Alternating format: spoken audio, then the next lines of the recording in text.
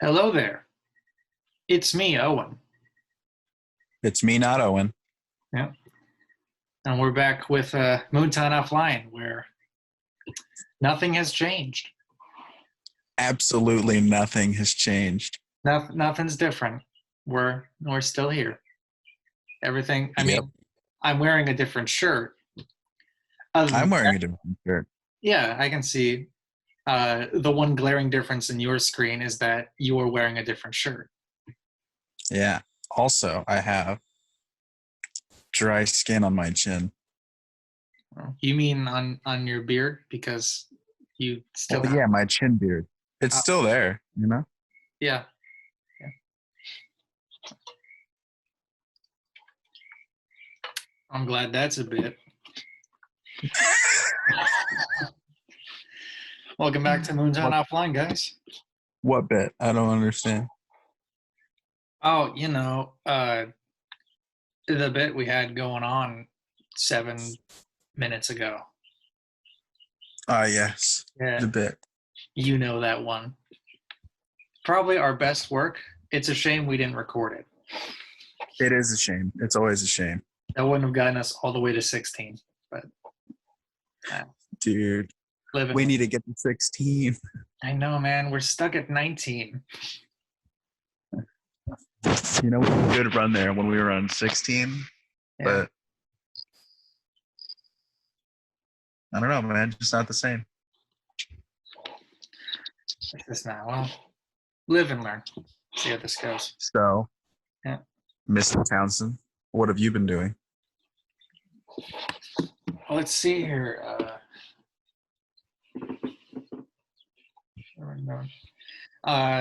I've been watching a lot of X-Men shows just because they're on Disney Plus here. I got Uh-huh. through a couple days ago. I got through X-Men Evolution. Ooh, how was that? It's like it was cool. It was pretty sweet for the most part. Got a little. One season, right? No, that was like four. Oh, damn. Yeah, it's Wolverine and the X-Men. That's just the one season. But that was such a good show. I know. Yeah, X-Men Evolution is like, oh, the mutants are their high school age, and they also go to a separate high school, or it just so happens they also meet other mutants and whatnot. Is a Okay, Mutant. It's the new OK Cupid. yeah, it's okay mutants. Yeah, it got there's a lot of it was pretty sweet. Near the end, some things got a bit clunky. Like at the end of season three, I think it was, they are like they've had this build up to apocalypse coming. So then, like in this episode, he's there and he wakes up, and all the X Men and Magneto's bad guys lose, and Apocalypse escapes, and they're like, "We failed." And it's this big dramatic moment. And then the episode after that, which is the season three finale, is like, "Oh, we're on a cruise ship now, summer vacation," and it's such a mood change, such a tonal shift. I don't think it was meant to be placed there, but it was because the apocalypse stuff was like during graduation. Was it? You're muted or something. Oh, probably talking to your papa. Yeah. Continue. Uh, yeah, I always wonder why they don't focus a little more on Cyclops in these kinds of shows. Because like he's told as like the leader, and they don't really do much with him in like evolution, and even like the X-Men 90s show that I've been going through sort of. I don't know. I just noticed that. Even Uh, though, yeah, yeah. like a lot of people are just randomly believe that Wolverine's the leader. And Yeah. like I was among that camp until at one point I learned the truth and I was like, wait a minute. Wolverine and the X-Men is a special kind of Yeah. thing where No, Wolverine's the leader. That's not just the case normally. Oh, Yeah, it kind of pushes it there. Like, oh, Wolverine is like our most popular one, so he's got to be the leader. It's like they just kind of they put. I started up Wolverine and the X-Men, and they're still kind of pushing Cyclops to the side, which I think is pretty sad. Because like I got you some. know what I always, you know what I who I always had a crush on watching that show? What was that? Kitty Pryde. Yeah, she's cute. She goes through my heart. Let me tell you. And took it out. Yeah, and there's some things that they never discussed further in X-Men Evolution, like when Colossus shows up, and I like because in X-Men Evolution, I don't know if you remember, but Colossus is part of Magneto's acolytes. I think it's Sabretooth, Pyro, and Gambit. So Gambit makes sense. yeah, they mentioned once, I think, that Magneto is keeping Colossus' family away from him. So that's Mm-hmm. why like he's working for Magneto. But like that's it. We never meet his family. We never have like a Colossus episode. Maybe that was planned, but we never have anything to further this cool character. And then they rushed it a little bit on the rest of the Apocalypse stuff. They're like, "Oh, check out the Four Horsemen. All right, this is the last episode." And then they have this kind of rushed ending at the end where Professor X is like, "I saw an Apocalypse mind. All future things that might happen." They show a little thing for like the Dark Phoenix. They show like a different variation on the X-Men. They showed like an older Brotherhood, and then they just end with like a group picture. It's like was that always meant to be that, or did they have more stuff planned? But the studio was just like, we're gonna go in a different direction. I don't know. Mm-hmm. It was weird, but I still thoroughly enjoyed X-Men Evolution. Is Psylocke in that? No, she's not. Is she in any of the shows?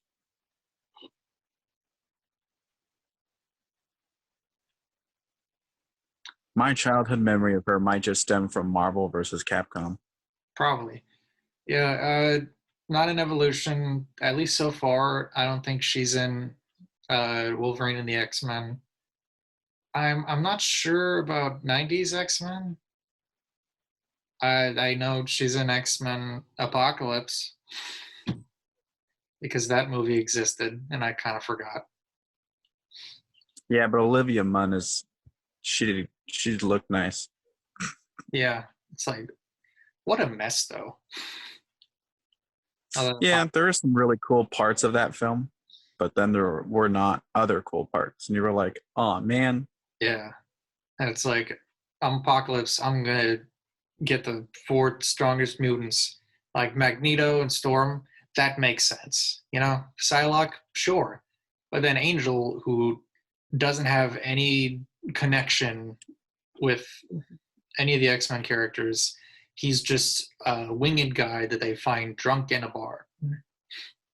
And they're like, I'm going to pick you because comics. Mm-hmm.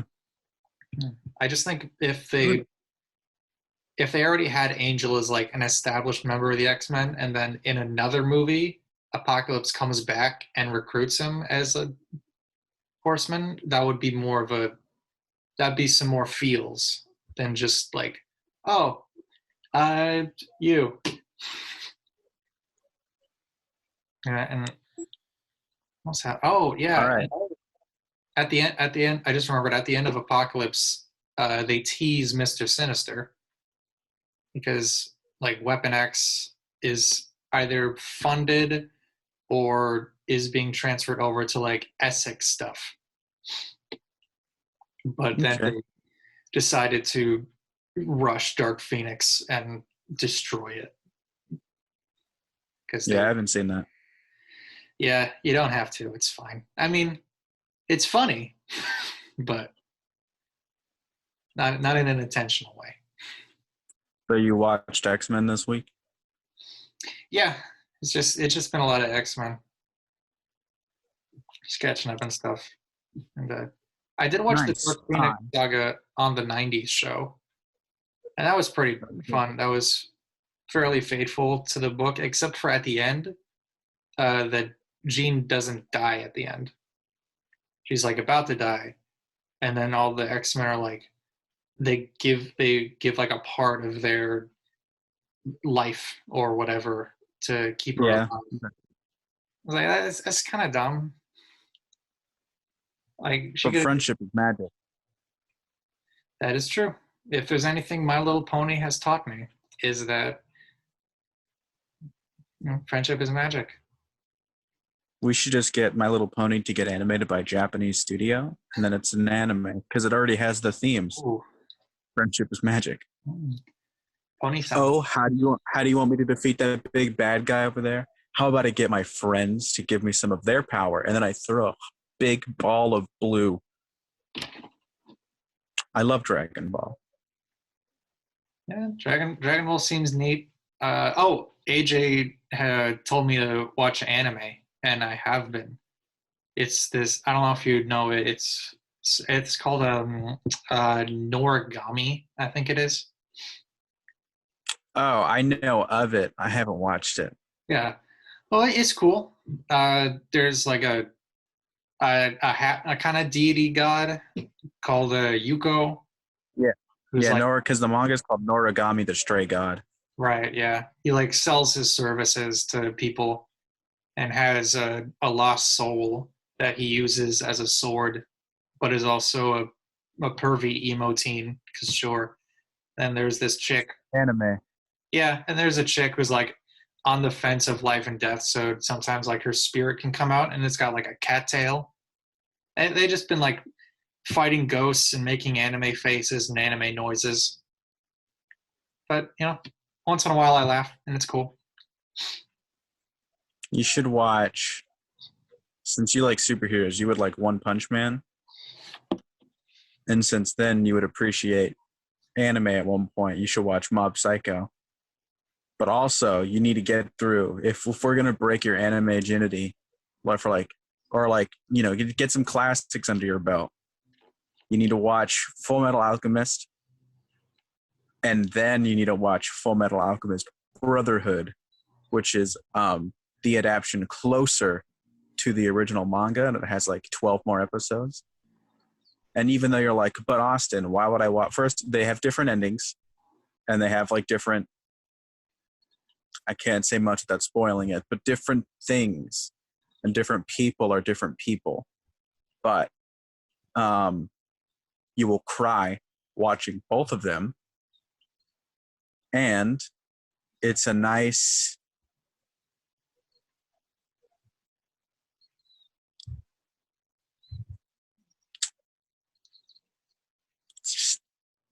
it's got some good shit. It's got some good shit. All right. Some nice philosophical stuff. Oh, that's interesting. Some cool fights with science, with a fake science. Ooh, fake science. Alchemy, baby. Ooh. Yeah. Yeah. Yeah, because So my week has just been, I changed my shirt. Mhm. And I did that for a video for my camera acting teacher, Neil. We have to create a character, and then we have to do a monologue in an isolation. Here's the pitch. Have I told you this already? I don't think so. So our project for the semester, or the rest of the semester, we're not going to do scenes because we don't meet physically because, global stuff. Yeah.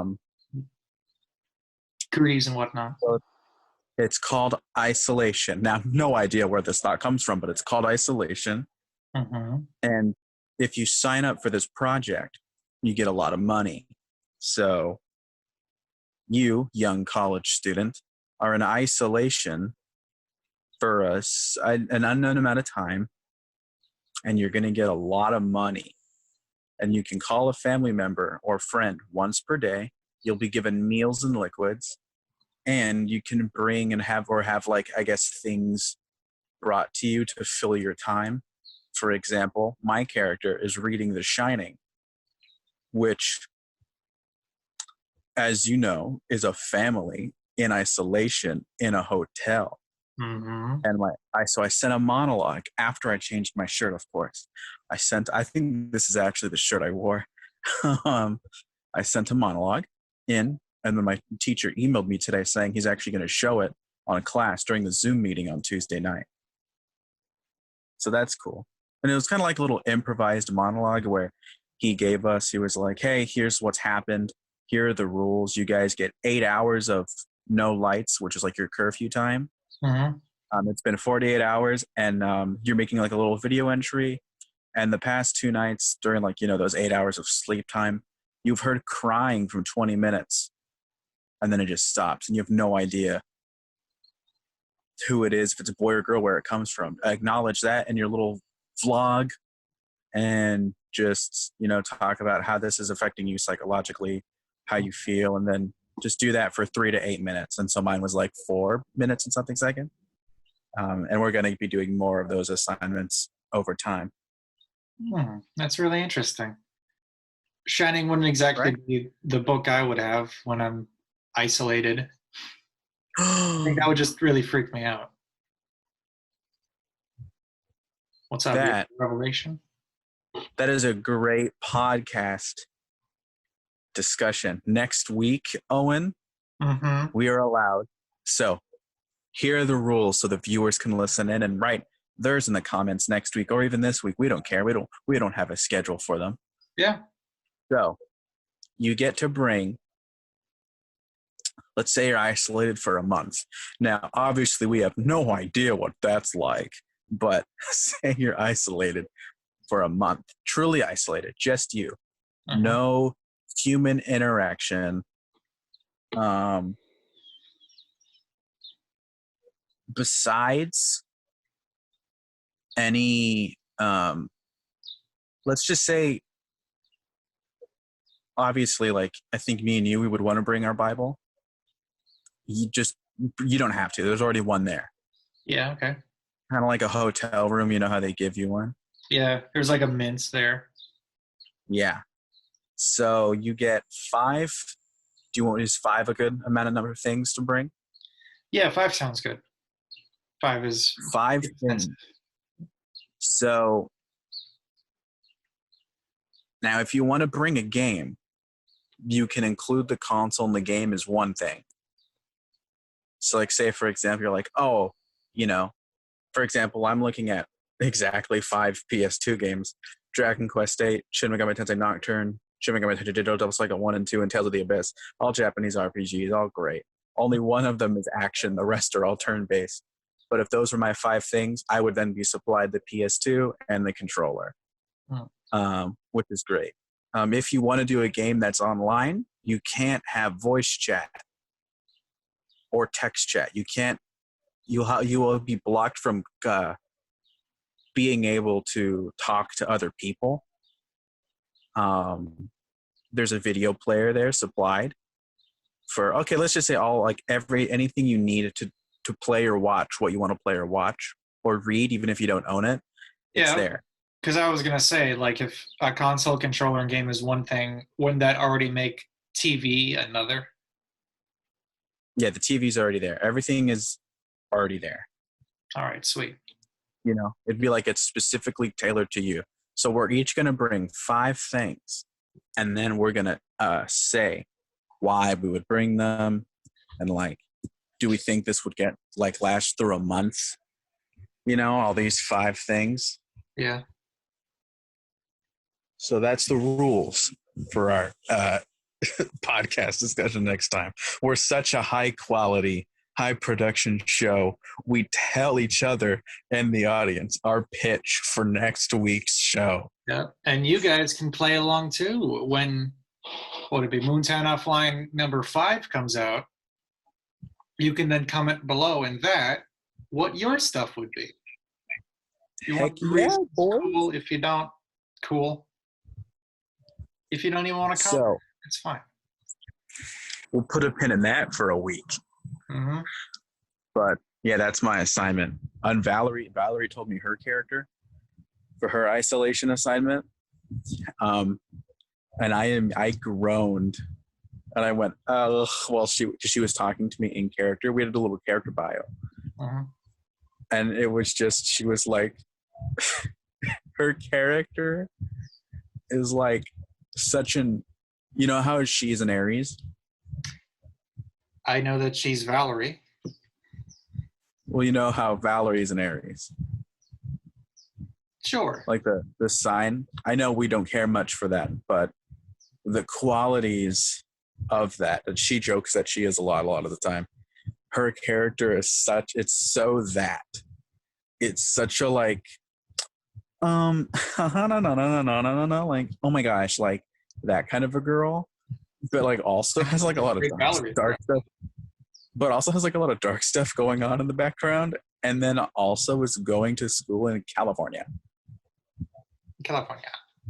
Like,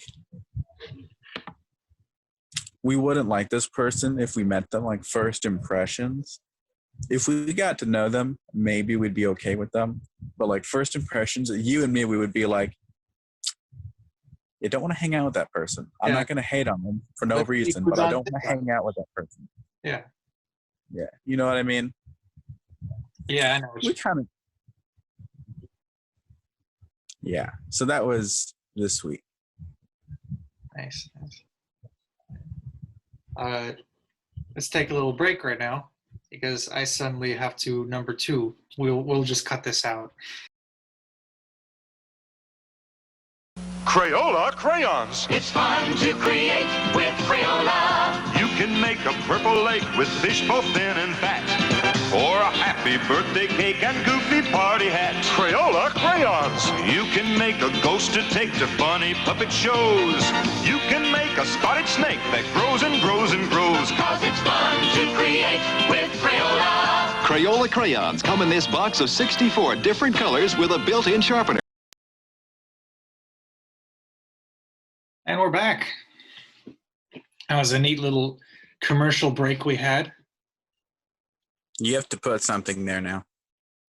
Probably, yeah. It'll be sponsored. We'll be sponsored by crayons. Yeah, all right.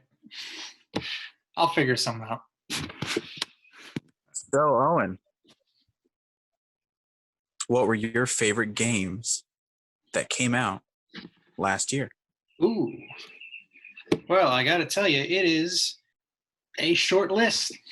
2019 wasn't exactly the most exciting year for video games. I think it's just the calm before the storm because as I haven't looked up much yet, but there's probably some more interesting stuff coming out this year and next year. 2019 is just kind of, it was all right. Now there was some a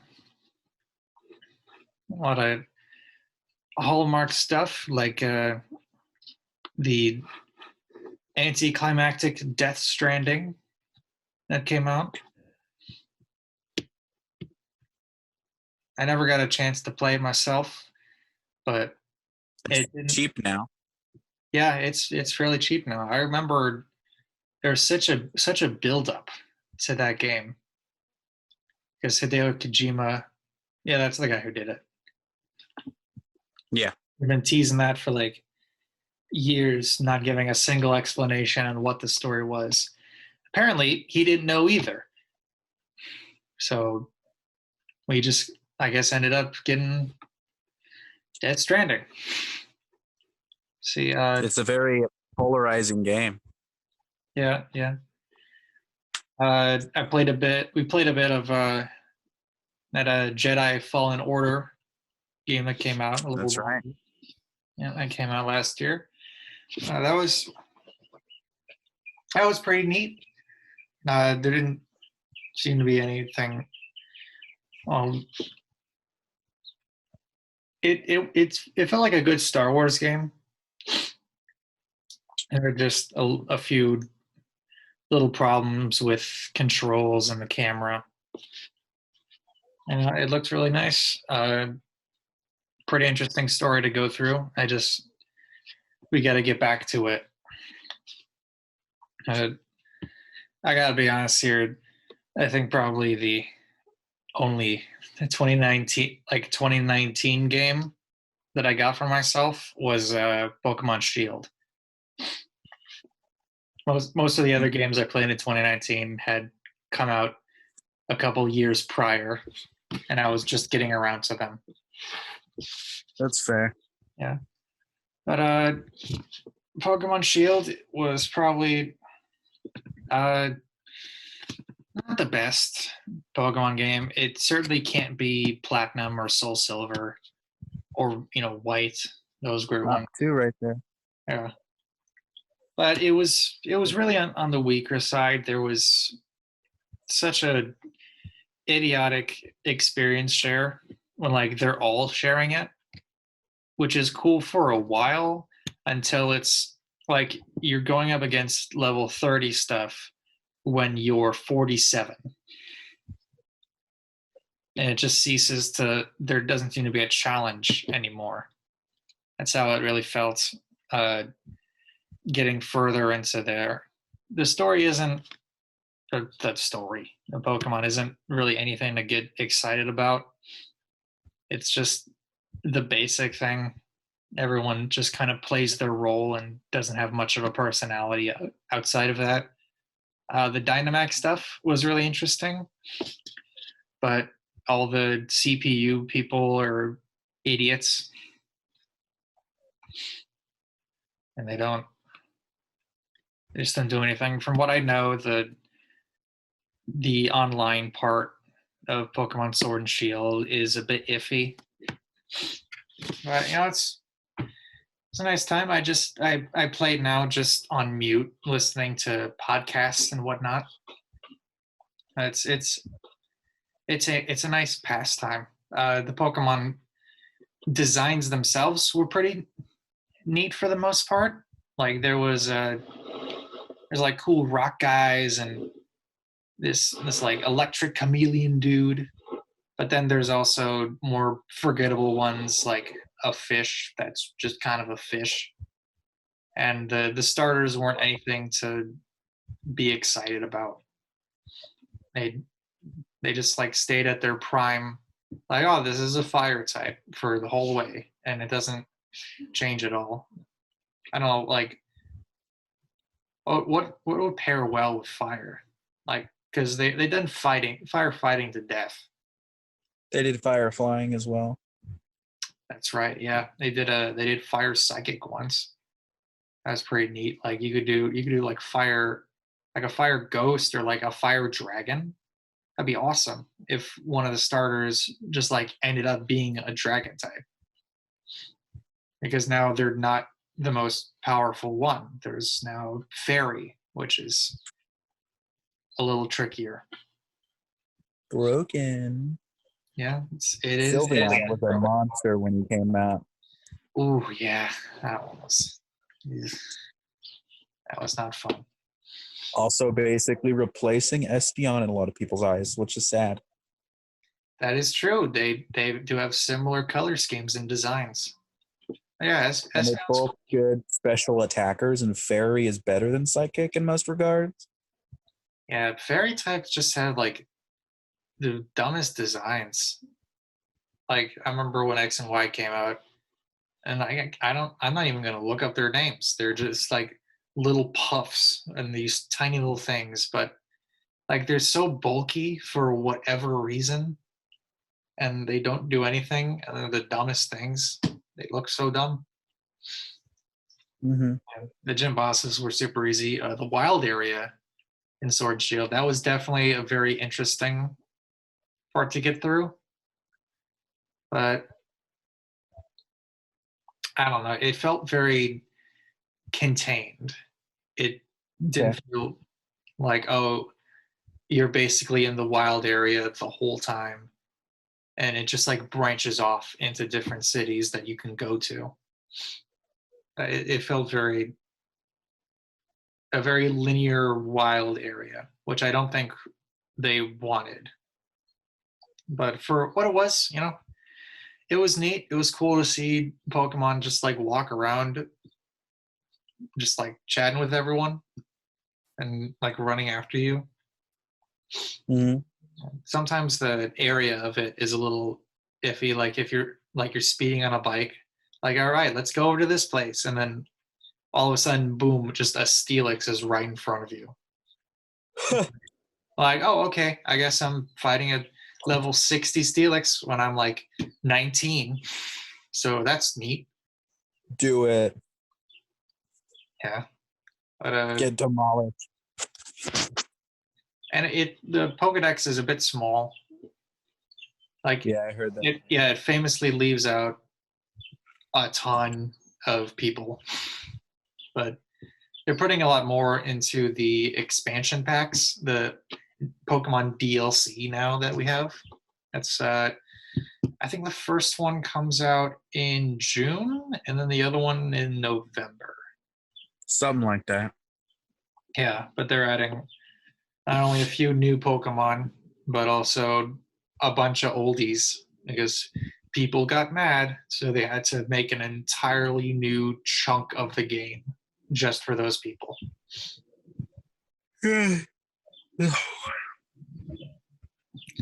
Yeah, Sword and Shield's fine. Certainly not the best Pokemon game, but it's also not the worst. Like it's no X.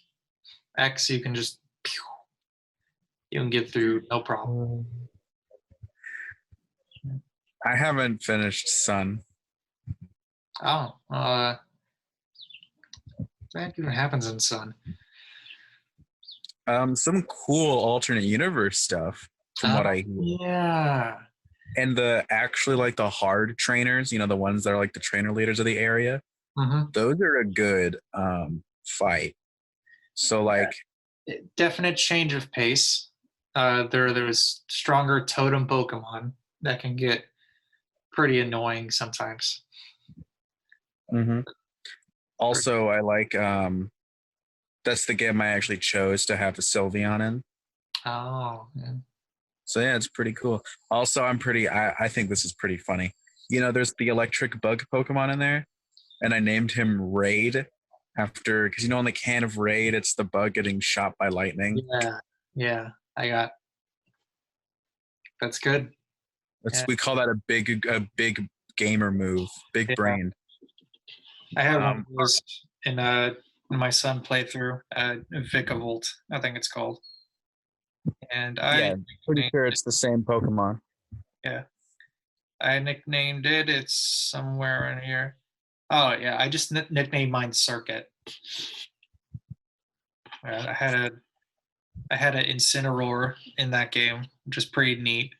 I had a Crobat, super. I had a Metagross because it was because it was just, I don't know if you got to it yet, but where the electric totem is, like in those nearby. I don't know how far I got.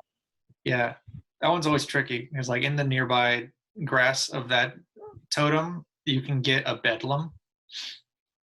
Ooh. The stupid thing is, though, like the dumb mechanic of ally Pokemon coming in out of nowhere. Oh, yeah, then you have to beat that before you can throw a ruins Pokeball. Everything. And catching a Bedlam just becomes the worst thing. Because it's like, all right, it's in the yellow. Like, I'm about to catch it. And it's like, boom, there's another one. It's like, okay, I have to deal with that guy now. And then it's like, what if I do a move that then kills this Bedlam? This, like, original one. All right, I got to catch this one. Oh, there's another one now. So it takes a while. Catch them all. Yeah. Got to catch them all. It takes a while, but then like at the end, you just have a Metagross, and it's cool. And I think another Metagross is amazing. Yeah, I had Sun, so I got the monkey guy. Yeah, the little fighting type monkey. You know about he's so not Apom, right? No, not Apom or Ambipom. It's a new Sun Pokemon. I don't remember. I'm not that far. That's all right. I just nicknamed him Julian, after Madagascar's King Julian. That's really fair. Yeah, because he is like a lemur. And then I got one of those Alolan executors. Just the big tree. Oh gosh. Yeah. You mean dragon neck? Yeah. I called him Facepalm. That's fair. Yeah. And kind of funny. If Yeah. he had the move Force Palm, that'd be even hilarious. It would. But unfortunately, he does not have hands.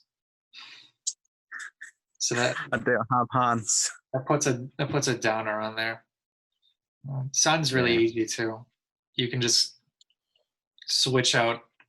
You can just like have a team, and then you can easily switch out one for the other. Like I had a Magmar for the longest time, and I was like, oh hey, there's another member of the team I can use. All right, let's just switch them out because I don't need this now Magmortar anymore. I don't know. Sounds cool. It's a bit slow in a few places, but like it's fun. There's no inherently boring Pokemon game, I think. Yeah. At least from what I've experienced. I'm sure there are people that think Pokemon is boring. You know, turn-based combat can be sometimes. Especially with Pokemon, because it's always mostly one-on-one. Yeah, it's always like, oh, they're about to attack me. Let's go. All right, they just used something to like raise their stats a tiny bit. That won't matter. One shot. Okay, next thing. One shot. All right, next thing. Yeah, the only time stat moves work is if you have a smarter AI. And in Gen 4, in like the late game, like especially when you're fighting red, when you're under leveled as well is when you want to start using stat moves. Like, put them asleep and then start D-dancing. And then outrage is utter flail. Oh yeah, it's really good. Oh. So my turn. Yeah, your turn. So if you were not a fan I guess if you're not a fan or normal player of Japanese role-playing games, 2019 was kind of a dull year. Your mic's a little muffly. You mean my phone? Yeah, your phone's a little muffly. Is it better now? No, but it's fine. Keep going. I have no idea how to fix it. It's all right. So, in early 2019, one of my favorite games came out again. It's called Tales of Vesperia. This one was called Tales of Vesperia Definitive Edition, or in Japan it was called Remastered. Sorry, Nathan sent me we have a Shakespeare group chat, and I just typed, "No, we don't have a meeting tomorrow. Maybe you guys should learn how to read his things on Facebook." And then I just saw a message pop up. Well, he didn't specifically say, and I assume that we're not meeting tomorrow. And I'm like, pretty sure in the list it says our next class meeting is Monday, May 11th. But I don't have the time because I'm talking to my boy. Anyways, guys, learn to read. That goes for everyone. Yeah. Read it 3 times and then ask a question. After you read it 3 times, because then you'll answer your own questions sometimes. I do the same thing. So this game came out originally in 2008 on the Xbox 360 in America, maybe 2009 in America, but it came out, no, it's 2008. 2008 in both America and Japan. Why did it come out on the Xbox 360 when there's not a huge market for Japanese media on it? I don't know. But in Japan, released an updated version on the PS3 in 2009. And then at one point, your boy, me, not Owen, Austin, wanted to get the game, and he went to GameStop, and then he found out the car's fast, and it crushed him, and he almost cried in the store. This is serious. I almost cried because the game didn't exist on the platform I had in English. So I imported it for $90 off of eBay, and I played most of it, and then I beat it. And there are things that I was not cool at or good at because A, I don't read Japanese, and B, I was in middle school. At one point in high school, I actually just straight up finished the game. I was like, might as well finish it. I mean, I know how it ends because I watched an entire Let's Play of it in English, so I also knew the story, except for the new stuff that they added. And there's a new character that's in the game. And I was like, oh man. And then for years, everyone was like, Namco Bandai, we want it in English. Give it to us. Give us a remaster or something. And then like 3 years ago, they teased us on April Fools. April Fools, Owen. And then everyone was like, yeah. And of course, it was the last day of March in my eyes. But in Japan's eyes, it was April 1st. So I got crushed. Or And then, my condolences.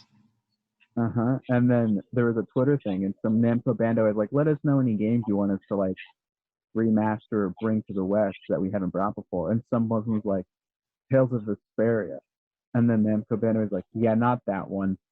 And then years later, in 2018, when this remaster got announced, the person went back on the Twitter conversation and said, so that one? And then Namco Bandai was like, yeah, that one. Yeah. So that came out again on PS4, Switch for the first time. It's not on a Microsoft console, and then also on Xbox One. It plays with 60 frames per second all around on the PS4 and Xbox One, and 30 frames per second on the Switch. But in combat, it's on 60 frames per second, so that's what's cool. So that's why I got it on the Switch.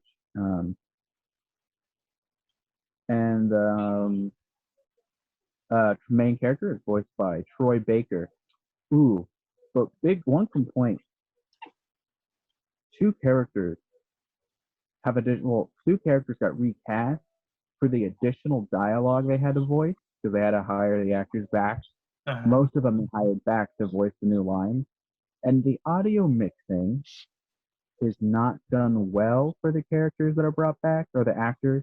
You can tell that it's newer and they sound different.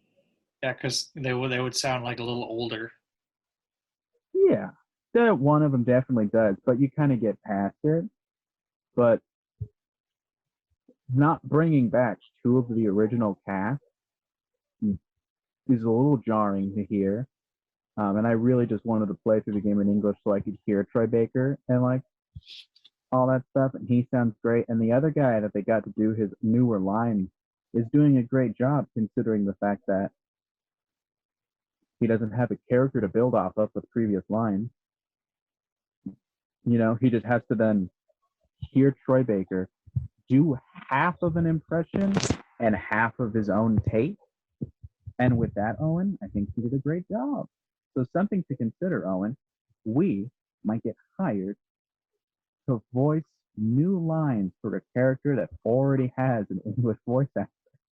That's definitely a possibility. Or, like in the case of Tales of Symphonia Dawn of the New World, you know our boy Robin from Teen Titans? Yeah. He Scott voiced, he voiced Lloyd from Tales of Symphonia, but they didn't bring him back for the sequel. I think they just couldn't for some reason.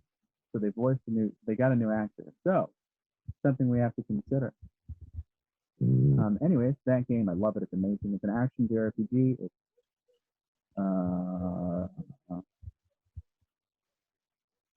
probably casually 60 to 80 hours, depending on how much you want to get done. Yeah. Which is like for 60. Actually, I think the game only came out for $50, so that's like, hey, that's a long time. So that was good. It came out in January. So now we're gonna fast forward all the way to July, I think, July or August, and Fire Emblem Three Houses came out on the Switch. So in this game, Owen, I'm gonna pick these games to you now. So now you're a professor. Mm-hmm. It's a tactical RPG. If you're playing the right way, which is on classic mode, if a character unit dies, they're gone forever. So you either have to start the fight over, which is a, personal time loss, Or you just truck on through. You're like, this is the way the game was meant to be played, but you lose a person to interact with, to support. You could have married this person maybe. Now you can't. You can marry people in Fire Emblem? Yep. Oh, I thought So that was just the swords and franchise, stuff. the franchise on 3DS, Fire Emblem Awakening, brought back a child system because time travel is implemented into the story. And so you can kind of play matchmaker with all of your characters, and because their kids will then come from the past to help you fight. And it's cool, right? It's part of the story and it's implemented well. In the sequel, Fire Emblem Fates, well, not sequel technically, but in the next game in the franchise, Fire Emblem Fates, it was just shoot in there and not as cool. But in Three Houses, they kept the support system, so you have support conversations between people, which is like, cool to know the character. And at the end of the game, you can choose someone to marry, and it only affects the epilogue, which is like epilogue poster cards, or not poster cards, but like epilogue text where it's like, this character goes on to do this, and like you can marry someone for that. And there's a nice scene where you can, like in the first half of the game, so there's a 5-year difference. So at first you might feel a little weird because they're like 16 to 18. Some characters are 19. But in the second half of the game, they've aged up 5 years. So the youngest person is like 21, which is then when you would marry them. And you would stay the same age because plot reasons.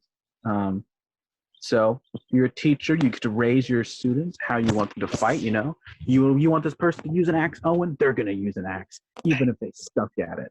They eventually won't suck because you'll be teaching them how to use an axe. You get to run around the school. You can go fishing, which is fun for a minute. You can garden and get yourself some nice items. You can choose which house. It's 3 houses. Now there's a 4th one. Now there's technically 5 different paths, or there's 4 different paths.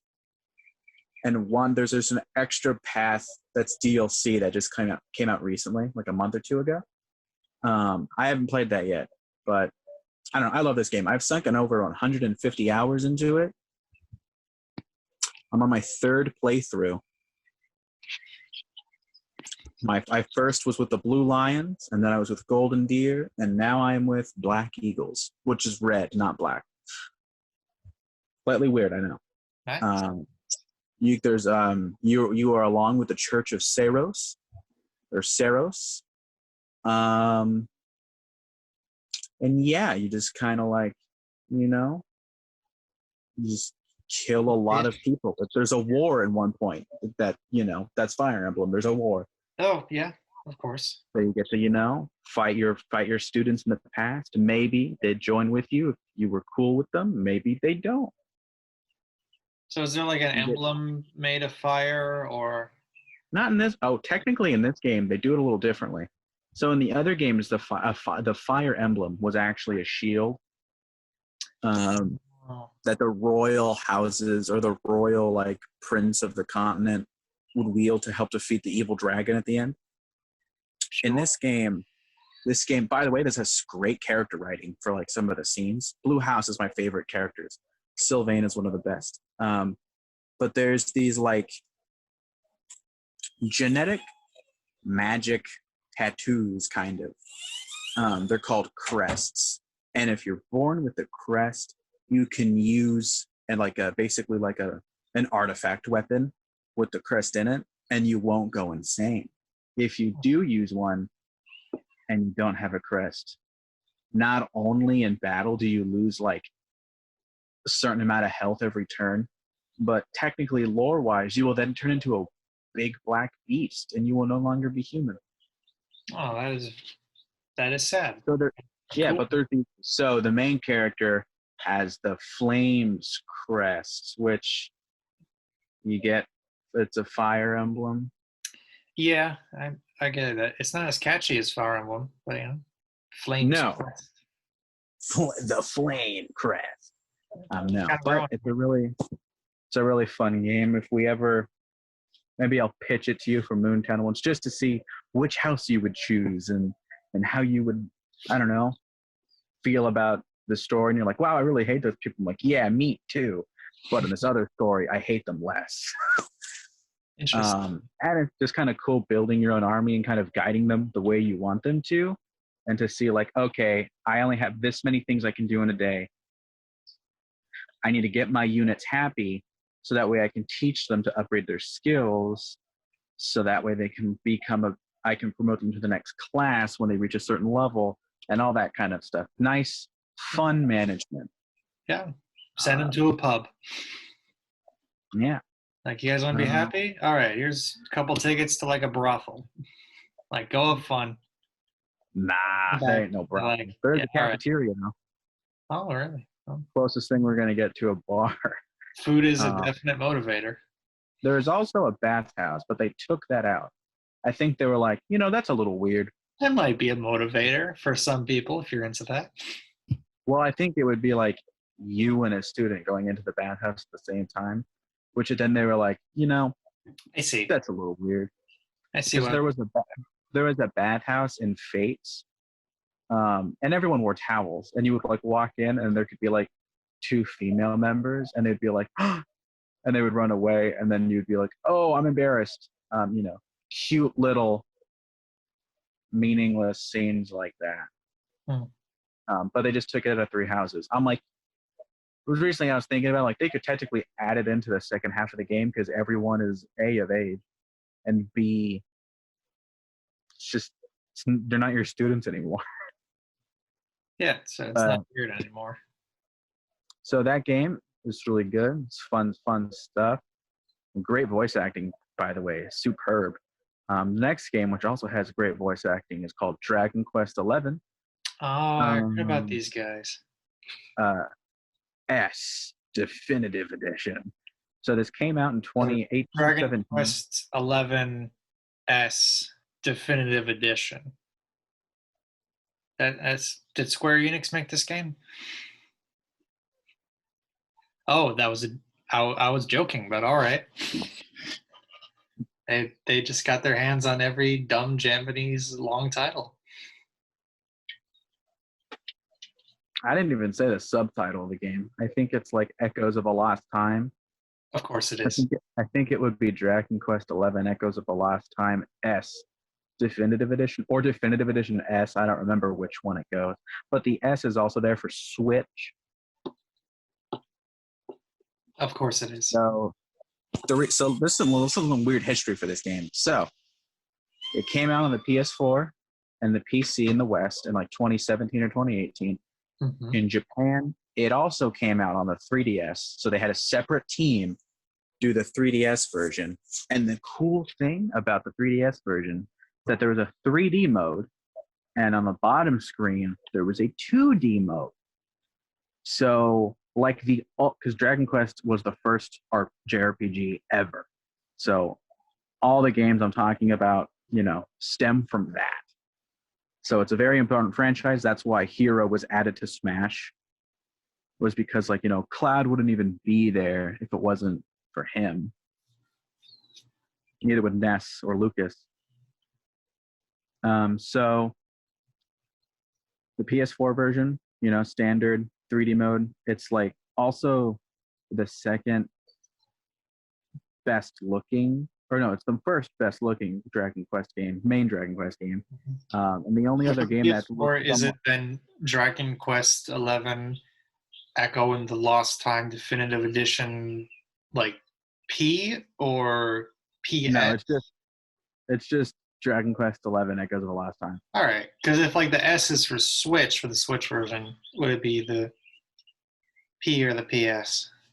No, Or just PS4? it's just that. It's just what it is. All right. So, and then like I said, on the 3DS, there's the 2D version, so it looks like kind of like the DS era Dragon Quest games, except you can't rotate the camera. But it has those kind of sprites. If anyone understands what I'm talking about, they'll understand it. But just think of an older style game. Like they have the whole game in that style on the 3DS. Now, and it also has like the 3D version is like, if you were to take the PS4 version and 3DSify it, You know what I mean? Yeah, I see what Like, you mean. the character models would be different. Yeah. Presentation-wise, it's also Presentation. different. They're all different presentation-wise, like the fights. So weird thing.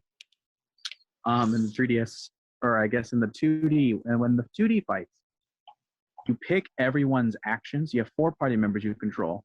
You pick everyone's actions, and then based on your agility stat, you'll go in like a turn order. So you know how in Pokemon, whoever, so you and your enemy technically choose the move at the same time, Yeah. and then whoever's faster goes first. Yeah, that's how speed works. So in Dragon Quest, that's how it works too. It's just you have everyone doing that at once. But in the 3D part, and on the PS4 version, and in the 3D part of the Switch version, it's when it's your turn, you then pick what you want to do, and then whoever's turn it is next will do whatever they do. So it's a little different, which makes it strategically a slightly different game. And then when it came out to the Switch, because we're talking about games that came out last year, take the presentation of the PS4 and PC version, dumb it down a smidge, just a little bit, from 1080 to 720, like just a little bit less high res textures. The game still looks beautiful and it's great. And you get the option to play it in the 2D mode. So it's the first time the 2D mode was available in English. And there are actually some parts of the game that you can only play in 2D, which is fine. I wasn't expecting them to then remake that part for in 3D. Like, I understand you don't have all the money in the world, Square Enix. You lost a lot of money in Final Fantasy 13 era. So that's cool. Also, they gave you like an extra, I want to say 8 to 10 hours of content in the middle, because there's at one point, the game is technically separated into 3 acts. So after Act 1, shit goes wrong. And then Act 2 happens. And in the Switch version, after Act 1, shit goes wrong. And then you get to see your characters do some stuff. And that's like, oh, cool, fun. Like, it was super fun. And then there's more stuff. And then also you have, if you're an American, this is the first time you can play in English all of the stuff that was exclusive to the 3DS version. So you actually add like an extra maybe 30 hours of content from the original game. And Owen, I'm like almost 100 hours in, and I'm on Act 3, so it's a lot of stuff. How many But acts? it's a really fun game. There's 3 acts. And Act 2 is like, oh, it ended, and then Act 3 is like, just kidding. Although if you want to end there, that's fine. We showed you credits, but just kidding, it's not over. This is actually a game that I would love to Let's Play, either with you or by myself one time. Maybe to introduce you to good old turn-based JRPGs, because I think you would like the story, and the characters are likable. Silent protagonist and everything, but you're used to that. You play Pokemon. Yeah. And some fights, you'll lose. And Dragon Quest XI is also kind of be like, oh, it's easier of the other Dragon Quest games, which is like true. You don't have to grind as much, which is great for people that are new to the franchise. But so if you get your ass kicked, Owen, instead of just being, oh, I need to go grind some levels, you can be like, ooh, I need to rethink my party composition and change my strategy. There's a moment in this game. Also, there's a lot of puns. We'll enjoy it. There's this girl, evil like witch entity, that you enter a portrait to fight. Her name is Dora in Gray. You know the story of Dorian Gray? Yeah, I know that one. So that's that fun. Yeah. And she kicked my ass like twice. And I was like, I'm losing. And then I switched up my party composition and like did some new ideas for strats. And then I barely won, and I was like, yes, I did it. So it's like cool, fun moments like that, which I always appreciate in JRPGs. It's where it's strategy over leveling. And if even at your lower levels, you can strategy your way out of a lot of things if done right. So that's a super fun game that came out. My last one on the list, there's a lot of games that came out last year that I wanted to play, like Link's Awakening came out. Also, Astral Chain came out from Platinum Games. Also, Devil May Cry 5 and Resident Evil 2 came out, Oh, which yeah. are amazing, but I haven't played. But the other one that I was super excited, super stoked came out was Borderlands 3. Oh, that's right. Yeah. And I have not beat it, but apparently the story is not as good as 2, which I don't play Borderlands for the story, so that's fine. I play for the shit ton of guns and the shit ton of shooting. And Borderlands 3 is harder. It's harder. The AI is smarter. And it's a harder game to play. I'm getting my butt whooped several times. But I'm also starting to learn how to play smarter. And so, yeah, it makes it really fun. It's a really fun shooting game. I would love, because it's 2-player, if you're ever down, we can go through the whole Borderlands franchise, you and me, buddy. I'm probably done. Yeah. Well, is it 4-player? Because maybe we can add a couple friends. Not, unfortunately not. I mean, it is online. Oh. But it's only 2-player co-op. That's like the first thing I checked, man. I see. It's 2-player co-op. And I think it's because it's a lot more of a game to handle. Because the PS3 versions of the Borderlands games only had 2 players. And so maybe on the PS5, they'll re-release Borderlands 3, and then we'll have 4-player split screen. Maybe, because I remember when we played Borderlands over here, I was with mainly Z and Nathan. That was 4-player stuff. So I didn't know if that was a regular thing or just having for the Handsome collection.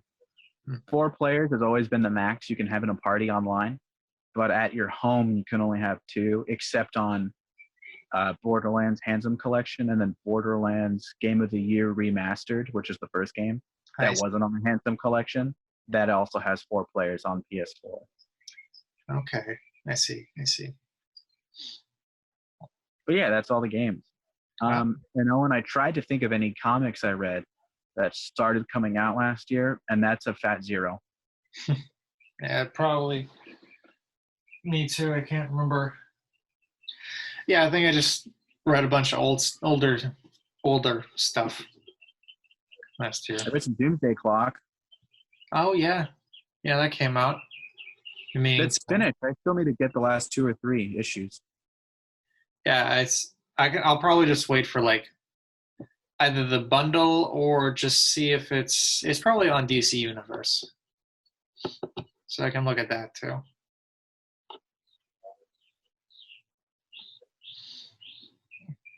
But yeah, that's those are the games that I liked. I played some of them. Yeah, it's a fairly concise list. A lot of JRPGs and whatnot.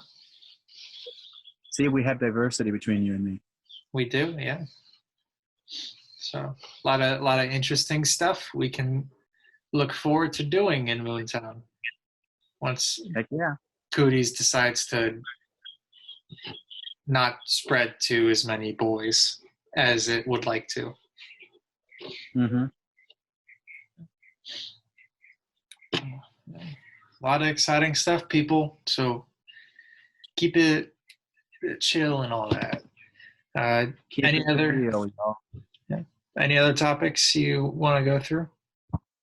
No, I'm kind of ready to start thinking about my isolation island question, because it's the same question as if you had to bring something to an island. Yeah, only this time it's 5 and a TV is already provided. Exactly. So it's it's more entertainment questions like top 5 things you would want to bring, or top 5 things you think would last you a long time. Obviously, we're both going to bring an omnibus of some kind. Perhaps. Ooh, not spoiling. I'm not going to spoil, but I think I know what I want to bring for a comic book. Ooh, well, all right.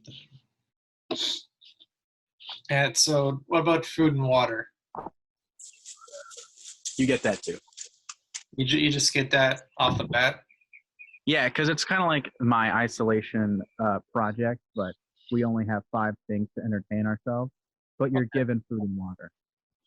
All right, then. All right. Well, that's good. Anything you'd like to say before we close off this episode? How do you guys feel about me changing my shirt? Let us know in the comments. Or AJ, let us know in the comments. Yeah. Does AJ Or- even comment on me? AJ has commented, I think, once or twice recently. Right now, it's just been some randos that are like, loved it. I can remember. I'll Friend. tell you. Yeah, I'll tell you about one of them once we stop recording. Okay. But yeah, other than that, everybody, keep doing exactly what you were doing. We're doing great. It's just, oh, we forgot to date it. Oh yeah, date it, big boy. Today is May 3rd, 2020. Tomorrow will be May the 4th. And Be with you. right now it's 2:21 p.m. on a lovely Sunday afternoon. Chill out, y'all. Yeah. Stay safe and all that, and we will see you next time.